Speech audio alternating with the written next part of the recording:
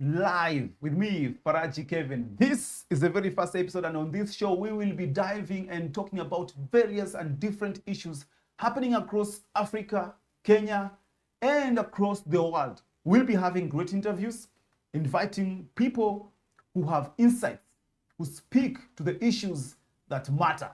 Now, this show is going to be wild. This is not a news show. This is the weekly report live with me, Faraji Kevin. On to the first story. Now, as we were talking about what has been happening at the AU. Now, let me recap that. This week, we've actually had the AU Summit. The AU Summit, this was actually the 38th AU Summit, which was happening at Addis Ababa. Someone actually said it was happening at Addis Ababa, and our candidate was Raila Amolo Odinga, aka All right, now, this is the African Union.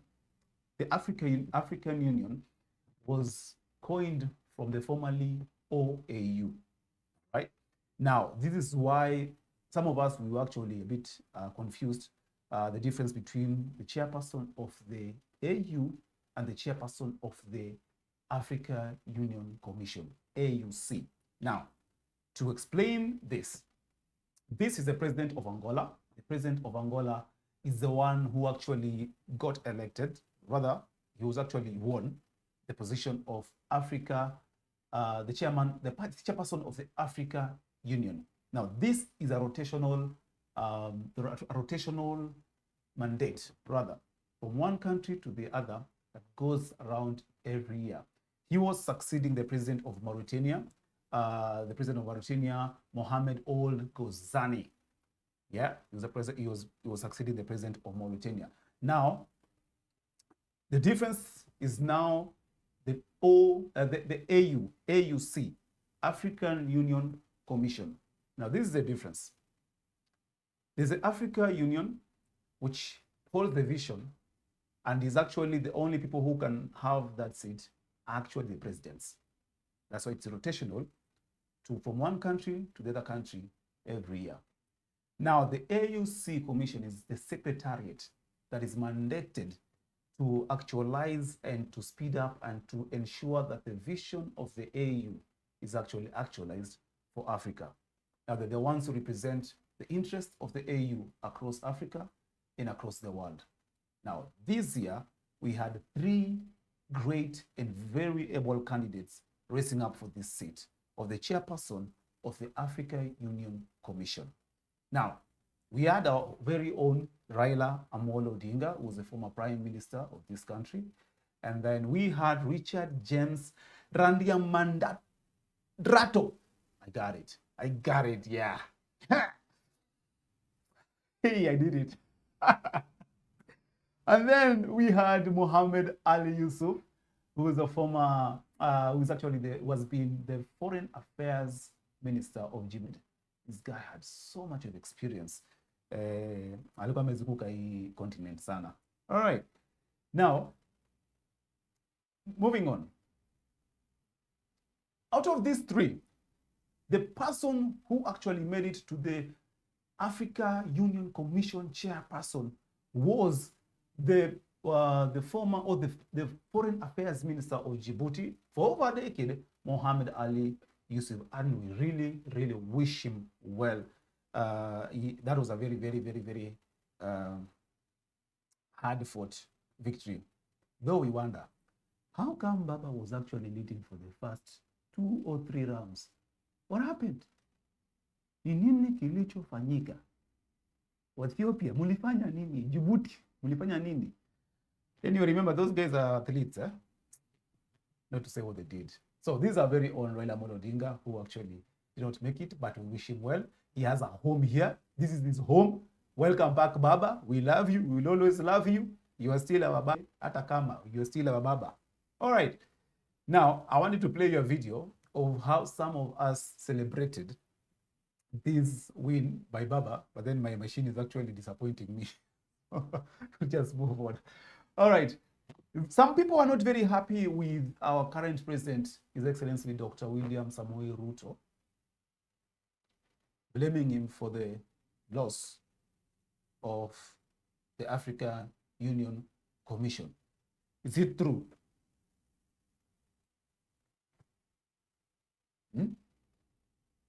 Ama kuonyeshana barabara vizuri? Ama baba hakuelewa ile njia alikuwa anafaa kufuata? Labda angeenda akipitia pale Djibouti, apitie pale. All right. I mean, for all is said and done, His Excellency Dr. William Ruto did his best. That we cannot deny. He did his best, and he actually made sure that at least we had a worthy contestant. We sent our best to the Africa Union Commission, but they chose their best, which is still okay. Yeah. Now, to help us divert and talk about this topic, kidogo tu, because this has led to the scramble. You know, we have the scramble of Africa, but all of a sudden now in this country, in Kenya, we have the scramble for Baba. We have the scramble for Baba. The opposition want him, which the opposition is Kalonzo and who?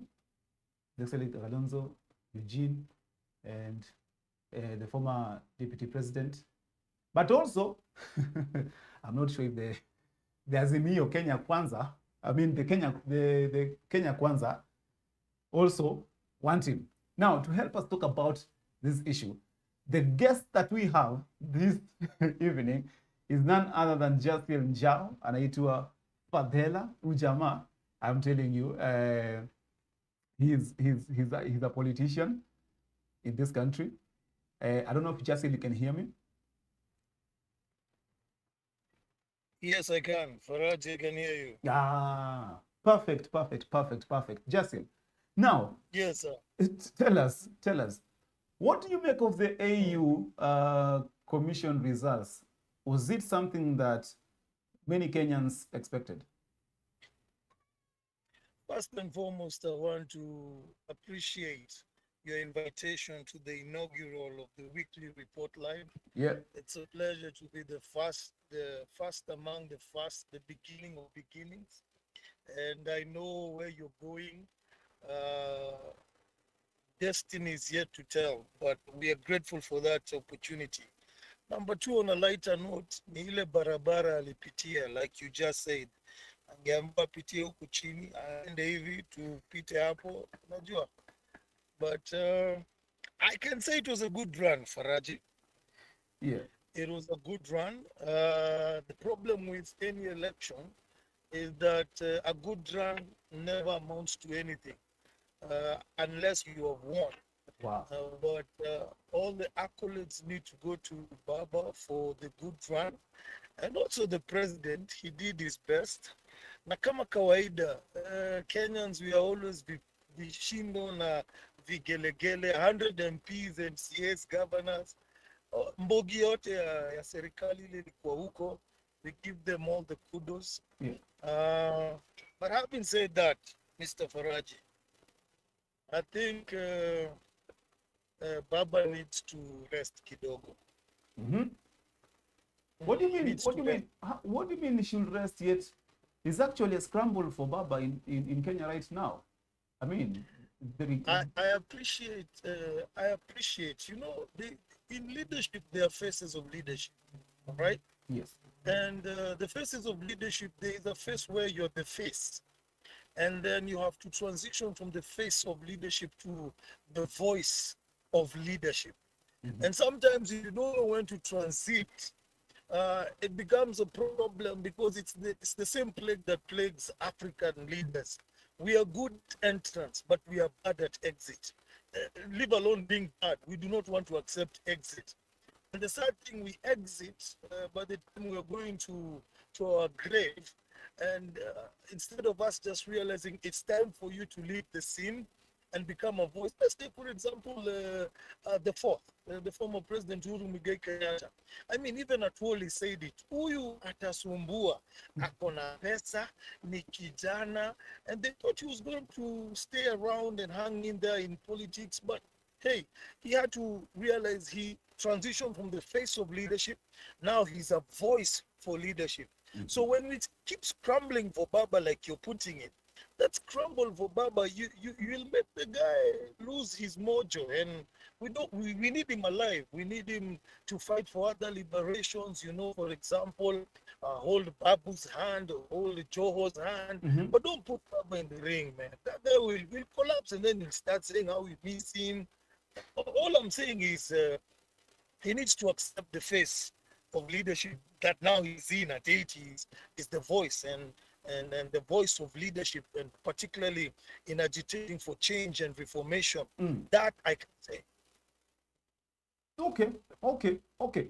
Hold that thought. Hold that thought. Jasiel and Njau, I'm still trying to get your photo to put it up here on the screen. But hold that. I'm a very handsome man. Just tell your viewers I'm a very handsome man. I know when they see me, they'll give me their votes, not just pimples, but I have what it takes for this country. Yeah, my producer is here, just working on making sure that I have the photo. Please send it to me on the email so that you can have it up on the screen. So hold that thought right there, Jasiel.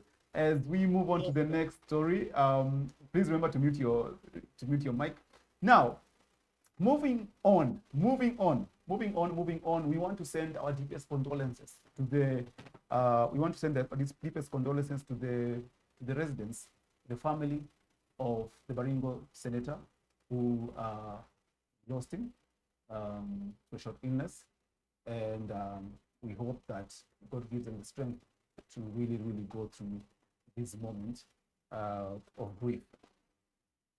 He was a great person, so much passion in education, and that's one thing that the Baringo's residents are really going to miss about that. Now, one of the elephant in the rooms, US aid. US aid. Is it USAID or is it USID? USID got shut down by the one and only beloved Elon Musk, the owner of Twitter, the X. Yes, the head of the Department of Government Efficiency, aka Dodge, shut down that thing.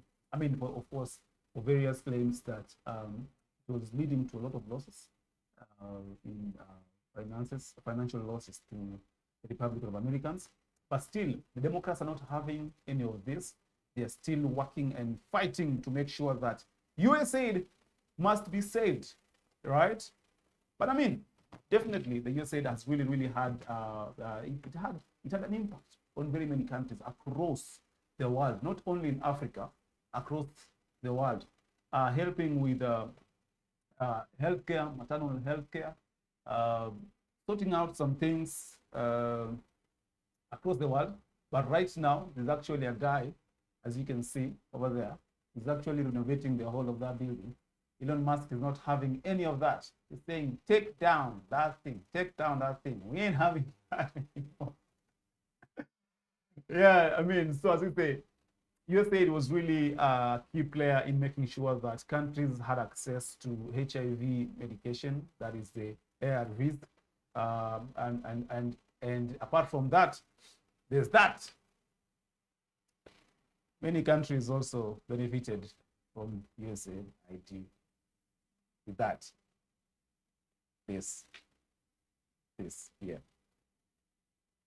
Now, some of us are in problems. Not some of us are in problems because there's a shortage. There's a shortage of condoms in Kenya. Shortage of condoms in Kenya. We use about 17,000 condoms in a day. Hey!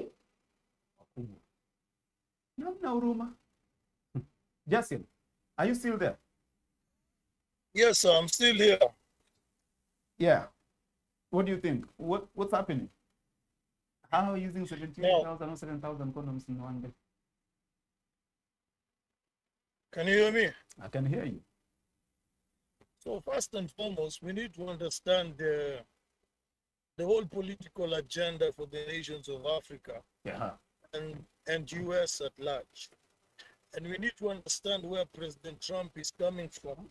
Mm-hmm. By the time he's empowering likes of Elon Musk in terms of Doge, the likes of JF Kennedy in terms of the health sector, Yeah. where now they're even going in every department, make America healthy again, make America pray again, make America great again. You need to understand the whole debacle from where it began. Now, you'd have to go back to the Alice Bailey. Alice Bailey, who came up with the 10 principles which need to be adopted by America and then also be adopted by the other nations of the world.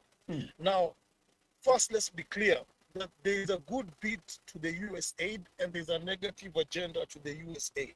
So the people who are suffering are those who are of noble causes, like the ARVs and the likes, right? But those ones who are making Trump and the team go after them recklessly is because of the New Age agenda, which came now the Alice Bailey.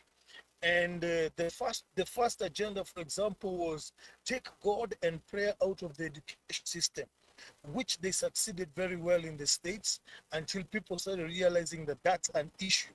And don't forget that now has been imbibed to the African countries where we were forced to adopt it. Reduce parental authority over children, destroy the Judeo-Christian family structure. If sex is free, then make abortion legal and make it easy. Make homosexuality an alternative lifestyle. Now that, if you remember then, when our former president, the fourth, was being interviewed at CNN, Yes. and he was told, what do you think about the LGBTQ, the alphabet? Yeah. And the president and the former president said, the fourth, he said, according to us, that is an issue. But they wanted to take it down his throat to accept it. So you see, it is a new age agenda that started in the States. And for you to accept the US aid, this has to be part of the regime. I'll never forget my mentor, the late former president of Zambia, the late Frederick Chiluba. He told me, Jasiel, when you get to the top echelons of leadership, need to understand that the NGOs and all these foreign organizations will be your biggest hurdle. I didn't get it then. That's over like 15 years ago. But now the new age, even trying to force it upon us in terms of Africa, I understand why the war is starting with Trump, because he wants to put the agenda. The first thing that Trump did when he got to office is to acknowledge male and female as the two genders in the states. Sorry, Jasiel, I think we've lost you. I think if I was the president, I should align myself with Trump and begin. And even the former president again, Uhuru Kenyatta, said the other day, why do you have a problem? I interviewed the great Francis Imbuga. And when I interviewed him, he told me, Jasiel, let me tell you, the decolonization of the body, which we did with independence. But he said that we still have the decolonization of our minds, which we still rely on them. They are not here, but we rely on them. So we are on the decolonization of the mind and still the decolonization of the spirit, because we want to find our own identity. We want to find our own culture. We want to find what makes us unique as Africans, what makes us unique as Kenyans, so that we don't import in the context of aid these foreign cultures which are being imbibed upon. So for me, I pity the genuine cases which are being affected by US aid, but it is to the detriment, the decadence that has gone on within this godlessness in terms of governance, that now we have to correct it from a political standpoint of view. And that is why we need leaders who can actually vouch and say we need to bring back the so-called tenets, the family structure, the man and woman, and forget this alternative lifestyle that has been created. So for me, it's a win-win per se. When you see what the US aid is what Trump is doing, and like I said, it's the era. It's a golden era. We are waiting to see what will happen, but I stand with that. Let me ask you, what do you make of the ones who are now actually losing their jobs? We have about 40,000 people who have lost their jobs in Kenya only. We not only mentioned that Africa and other people from across the world. What do we say? What happens? That's why I'm saying, uh, you remember Trump is still the same person who said, we are going to take care of our own money. You guys find solutions and put your leaders to task. Mhm. That's where we are now, where if those in leadership don't have an awakening and sit down and begin to see how can we help our nation, because I think what lacks in our leadership, President Moi said it, we have too many politicians but we lack leaders in the political realm. Okay. And a politician wins an election, but a leader affects a generation. Okay. If you can't sit down and think about those who have been affected, then you have no use or betterness in terms of political leadership. Yes. So the 40,000 who do not have a job, then that warrants the president, the cabinet, all these guys to sit down and begin to inquire, what should we do about this? And former President Uhuru Kenyatta said it well. You guys need to sit down and ask yourselves, what are you going to do about this? Yeah. All right? And please, if we magnify Mhm. if we magnify this problem, which I see it as detrimental, there are people who are being used who do not know they're being used. For example, a few years ago, I had opportunity to meet some of these people who work in the USAID, Mhm. and I remember they gave me a statistic where their target was to go to high school, and they needed certain guys in high school. And the lady was now confiding in me, saying, Jasiel, I don't understand, why are they driving us to high school? But they have no idea, and they have no agenda, because it's not something that is espoused for everyone to know what they're doing. Okay. But they know what they're targeting when they go to high schools. And when you do your research well, like particularly in Kenya, when they traversed and talked to people, that's the foundation of all these alternative lifestyles. So Oh. even the USAIDs, they are forcing our very own people unknown to them to recruit people, and they do not know, and they're given certain targets, certain per diems. So I think now it's a wake-up call. And to the 40,000, they still, I believe that this government needs to wake up. And, I don't think we finished the AU, but let me say this. When you find our government, Tumendana Mbogia, what 100, Uh-huh. and the guy we are competing with has just gone with the president and I think one of the foreign minister, Yeah. and that's we've gone 100, my friend. You know that money would have helped 40,000 people who are jobless. No, but they say they actually sponsor themselves. For example, the Kenyan Parliament actually gave a statement that they only sponsored four legislatures. Faraji, The rest, this is how we have come. the rest sponsor This far we have themselves. come. Yeah, I love the way they said it. This far we have come. We now know. This far we have come. We now know. All right. Kenyans, sherehe ni Right, sherehe. Jasiel, just hold that thought. Moving on. I mean, should I just say the politician? Anyway, is in crisis. Congo is in problems. Crisis that has gone on for over 30 years right now. I mean, of course, other people are blaming Rwanda for the same. Other people are blaming the very same government, DRC government, for the same.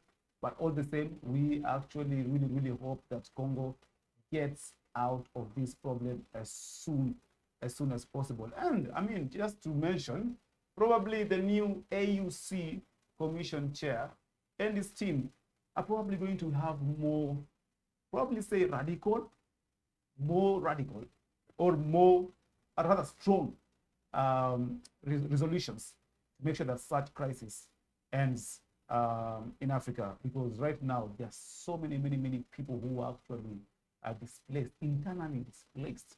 Some of them have actually run to Rwanda, some to other countries, but the number of the ones who are internally issued. Now, on to our next story.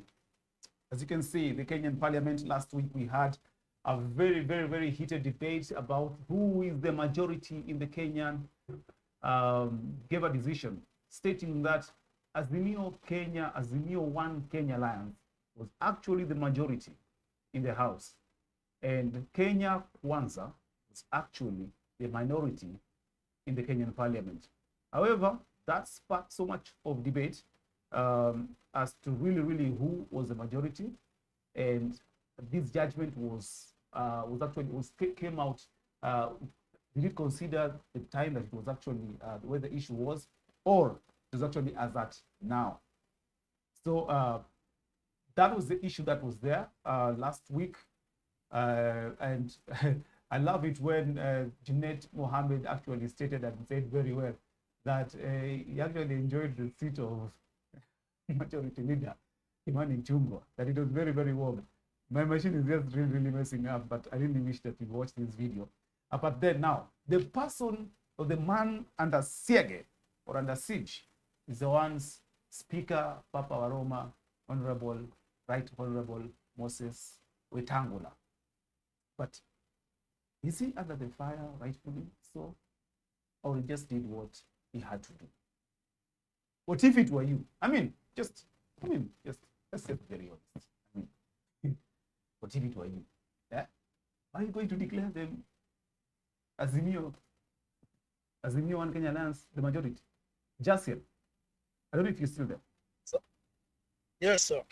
Let me ask you, what if the courts were actually fine, correct, they followed the law, and then Papa Waroma, Right Honorable Moses Wetangula, went ahead and actually had the court order stay to say that the Azimio One Kenya was actually the majority? What do you think would have happened politically? I'll tell you this for free. I think President Ruto has a personal vendetta to sort with Wetangula. And really? I will take you back to when this government came into being. Huh? When he was handed over the speaker's position, the next thing was for him to relinquish his seat back in Western. And all of a sudden, immediately, without much further ado, President William Ruto already had a candidate for UDA in his backyard. And so Papa Waroma had to go back and defend his seat with Ford Kenya, because he knew if a UDA candidate came in, his goose is cooked. So when you look at Papa Waroma and Mudavadi folded and went into UDA. Yeah. But Papa Waroma wants to stick to his own party. So for me, I see this as a behind the deal between President Ruto and the former Prime Minister Raila Odinga.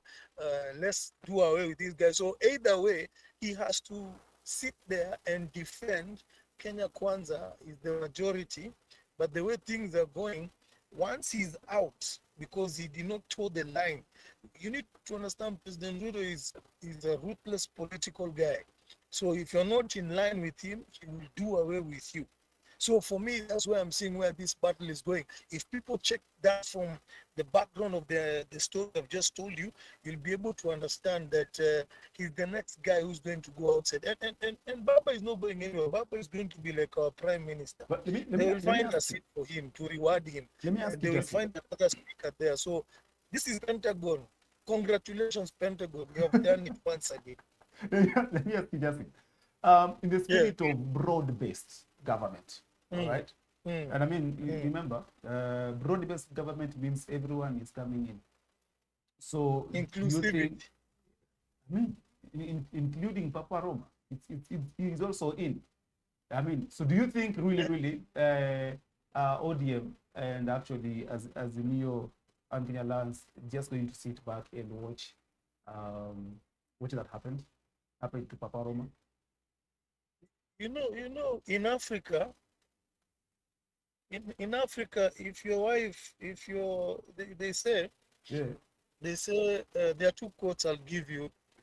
If you're going to marry a widow, it will be important for you to know why did the husband die. Okay. And number two, if your wife does not appreciate you and you marry another wife, you find the first wife humbles herself early enough because she realizes we have enough competition. So what President Ruto just did is an African move. He just went to Baba, brought Baba in. Who, Mhm. who, who, who has the numbers? Papa Roma for Kenya. Who will defend you in the Okay. in the context of broad-based government? There is an agenda we are sorting. There is something we are bringing together, but you refuse to fold to join UDA. So why should I bring you in? That's the question. Why should I bring you in? You've already shown me you do not have enough trust to to fold your party and join me as the president of the republic. And President Ruto has taught us very well that you have to toe the line. And I tell you, the Mm. next government that will come in, we have learned we need numbers in parliament. You need to toe the line. And if we can have an agenda of the people of Kenya, we will push bills that will do towards that. So broad-based government is just another handshake, but 2.0.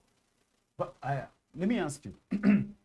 um, the leader of minority, Honorable Junet Mm, Mohammed, was not very amused by the mm, decision that Papa Roma made to mm, actually say that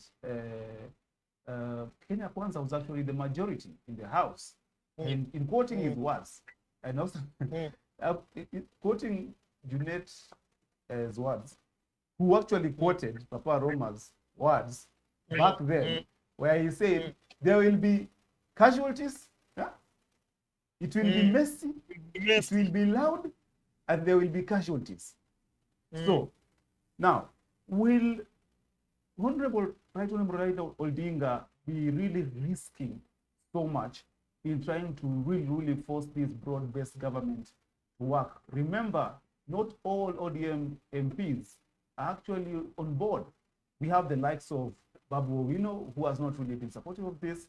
We have the likes of, who's actually the party leader, the acting party leader right now, the governor of Kisumu, Anyang' Nyong'o, who is not really also really supporting this. They actually come out and say it very clearly that there is no agreement between Kenya Kwanza and Azimio One Kenya Alliance. now, there's no risk Baba is doing. Baba is actually enjoying. That's the thing people need to understand. Baba is home. Okay? There's no Okay. risk. And Wetangula, he's crying wolf. It's like a wife who has been married, working with a certificate saying, I am the wife, here's my certificate to show. I am the wife. My friend, don't shout with your certificate. If you're the wife, we will know when the husband stays. All right? Okay. And I need to bring you also to point. Are you aware that those two, Junet and Ishunga, were to go on media last week, but they were summoned to State House and they didn't show up? Why? Because broad-based is between Ruto and Raila. That is Correct. broad-based, right? No. And now you've brought the issue of Babu. The fact that he did not draw the line with Baba, what happened the other day during the prayers? Baba said, my guy is Sakaja for Nairobi. You have just, Babu is going to start the campaign on 3-0 point. So he's going to make sure that he will deal with Babu and diminish him because he's not towing the line with the broad based. Hold, So in hold, this hold it, case, hold it, hold it, hold it, Jasiel, please. Hold it yeah, right there. Hold it right there. Talking about yeah. Babu Owino, the MP of Embakasi. Now we move on to Nairobi City County, the city under the sun. But according to very many Nairobians, the sun is not shining very nice on this city these days. Mm-mm, mm-mm, mm-mm. Ile jua iko hapa inapiga vibaya tena sana, inawanyorosha. The scramble for city has become really upgraded. We have uh, Honorable Babu Owino, who has really been throwing jabs at the current governor of Nairobi, Governor Johnson Sakaja. And Johnson Sakaja has also been working very hard to make sure that he's safe. He's very safe. As you see in that photo over there, huyu ni kijana na baba yake. Wana consult, wanaangalia maisha ya mbele. And even Raila himself came and said, the city is amewacha kwa mikono ya jana yake ambayo ni the current governor Johnson Sakaja. And Honorable Babu Owino is not a very happy person because of that. Now, let me ask you, Jasiel, we have Johnson Sakaja, Babu Owino, Mm-hmm, and we mm-hmm, have the current MP for Westlands, Honorable Tim Wanyonyi, who in the last election was actually requested to step down because he really, really wanted to vie for the Nairobi gubernatorial seat. What do you make of the future of Nairobi politics now that Honorable Raila Odinga endorsed Johnson Sakaja? You know, you failed to mention two candidates. Eh? You have also Gakuya. Oh, yes. Yes. James Gakuya, MP, Embakasi North. Yes. Who I think will be waiting for the Wamunyoro party. And then you have Kagore who ran for Jubilee last time. But now, because we are addressing the Babu factor, it was Raila who said years ago, he said that the city under the sun has become cheat. It was his words. And when you look at Babu is a leader who believes it's his time to go to the next level. But because he does not... Is it not his time to go to the next level? If you're going to marry at 30 or 25 or 45, it is your time. Yes, okay. Right? Okay. But Baba does not see that. Baba does not see that. If there's anybody who has benefited from the broad-based government, is Johnson Sakaja. Alivuka sakafu kwa mwendo wa aste, akaunga mkono wa Baba. Because had it been still in UDA, right now he would be impeached. So the line with Baba, he's going to... He has another life saved, like the cat which has 9 lives. So by Baba coming in between the race of Babu and Sakaja, it is clear indication, if you don't toe the line, I support your enemy. Now, where does that leave Babu? With all the influence, with all the machinations he has, Babu is only left to join people like us. We start a movement in this country that will bring us into inclusivity. Because if he goes alone, hataweza hapo.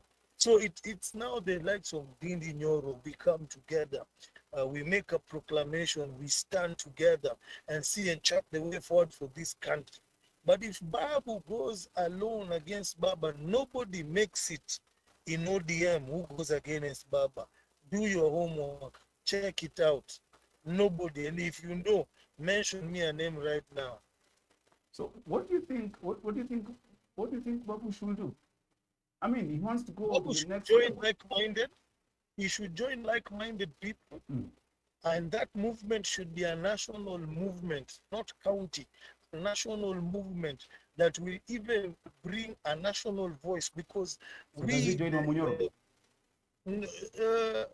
I like what he said the other day, why he didn't join the Wamunyoro vote to kick him out, because he didn't see any wrong with that. You already have a problem with Baba from the onset, because you didn't toe the line of agitate a new party, a new political outfit that will go national, bring all the youths to this party, dictate the future of this party, and even probably that will be the party that will come up with the president. You'll be the next probably cabinet secretary or one of the national offices. But right now his goose is cooked for Nairobi, because Baba will campaign against it. That's the problem. All right. Hold that thought, Jasiel. Yeah. Moving on, okay. That was actually my friend Gaucho, who actually felt like the endorsement of Johnson Sakaja. This was actually Gaucho. It's just that I can't play this video, but he actually stated that the endorsement of Johnson Sakaja was not really real. Was not real. Well, you should find that out. Was not real. He said the people who believe that Baba actually endorsed Johnson Sakaja, they really do not know who Baba is. In his words, he said, today you go to Baba, and on that day you fail to see Raila. And then when you go and meet Raila Odinga, you fail to meet Tinga. When you go and meet Tinga, then you fail to meet Jacob. Then when you meet Jacob, you fail to meet, he mentioned so many words, all those words, and Baba's words. Anyway, that is his opinion. Let's see what happens. The elections are still so far away, but I mean, in this country right now, we're already in an election year. The pressure is still expanding like nobody's business. Moving on, we hope that this is going to, we're hoping that the orange shall not be split by the pressure that is actually being experienced right now in the broad-based government and within ODM party. This week, or rather just the week that just passed, we had Valentine's and Nairobians, Manze, they really showed up for Valentine's, really celebrated love in a very big way. And one of our guys, Willie Paul Musafi, had a very great concert, which was actually supposed to happen at KCC. I think for one reason or the other, it did not happen at KCC. And it was taken down to the other place along Mombasa Road. Well, it was a good show. I actually got to take a look at that. It was a very great show. And at least with that, they finally buried their hatchet katikati yake na Bahati. But was there a beef really? What were they beefing over? I don't think there's a beef. Just kelele tu. Kipindi. But anyway. Guys, moving onto our history segment. Now, the flag that you can see right here is actually the flag of Vietnam. Let me just have a full screen for you. This is a flag of Vietnam, and today in history, after the Vietnam War, Vietnam lost its ties with the Soviet Union rather than with China. And following a series of anti-Chinese pro-Soviet maneuvers by Vietnam, China invaded its southern neighbor on this day in 1979. This conflict is commonly referred to as the Sino-Vietnamese War and was triggered by Vietnam's invasion of Cambodia, which had been by China. Now, if you didn't know, now you know. Jasiel, I'm very sure you do not know about that today in history. Al-Haba. All right, Jasiel, please give us your parting shots. Give us the parting shots as we come to the end of the show today. First and foremost, congratulations. The baby has been born. I was there. I witnessed the crying. I witnessed the celebration. Congratulations. Thank you so Second much. of all,